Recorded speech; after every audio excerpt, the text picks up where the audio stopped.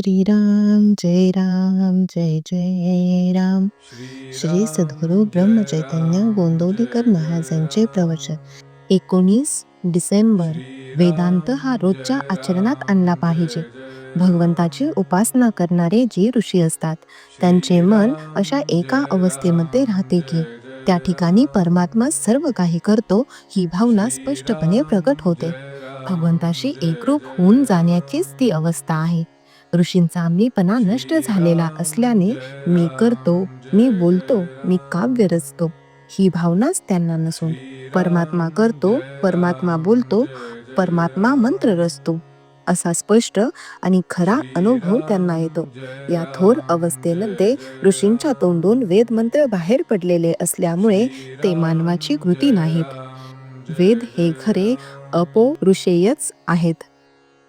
घराच्या छपराखाली ज्याप्रमाणे सर्व लहान सहान खोल्या येतात त्याप्रमाणे वेदांतात इतर शास्त्रे येतात. वेदांताच्या गोष्टी किंवा ज्ञान हे पक्वानांच्या ज्ञानाप्रमाणे आहे. जो मनुष्य वेदांताचा नुसताच अभ्यास करतो त्याला त्यापासून फारसा फायदा होत नाही. वेदांत हा रोजच्या आचरणात आणला पाहिजे. खरे म्हणजे विद्वान लोक हा वेदांत अत्यंत कठीण करून जगाला उगीच फसवितात. मग सामान्य माणसाला वाटते की अरे हा वेदांत आपल्यासाठी नाही. वास्तविक वेदांत हा सर्वांसाठी आहे, मनुष्य मात्रासाठी आहे. वेदांताशिवाय मनुष्याला जगताच येत नाही.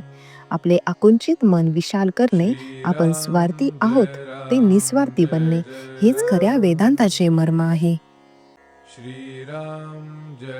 भगवंताच्या प्राप्तीचे नियम आणि व्यवहारातील वस्तू प्राप्त करून घेण्याचे नियम यामध्ये फरक आहे.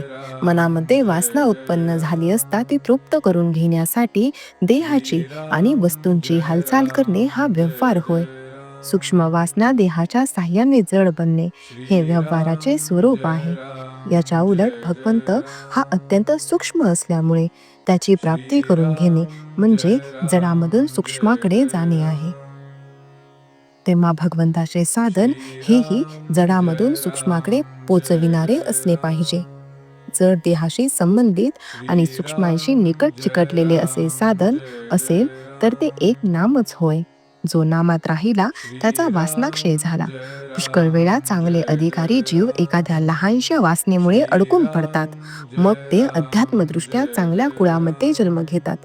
तिथे त्यांची वासना तृप्त व्हायला वेळ लागत नाही, म्हणून ते लहानपणीच जग सोडून जातात. त्यांच्या मृत्यूचे दुःख करणे बरोबर नाही. वासना ही दुसऱ्या कोणत्याही उपायांनी तृप्त होण्यासारखी नसून आपण जर भगवंताजवळ वास ठेवला तरच ती नष्ट होते. वासना नष्ट झाली की बुद्धी भगवत स्वरूपच होईल. जेथे वासना संपली तेथेच भगवंताची कृपा झाली. प्रत्येक वेदमंत्राच्या आरंभी हरिओम असते, ते नामच आहे. श्रीराम जय राम जय जय राम. श्रीराम जय राम जय जय राम. श्रीराम जय राम जय जय राम. श्रीराम जय राम जय जय राम.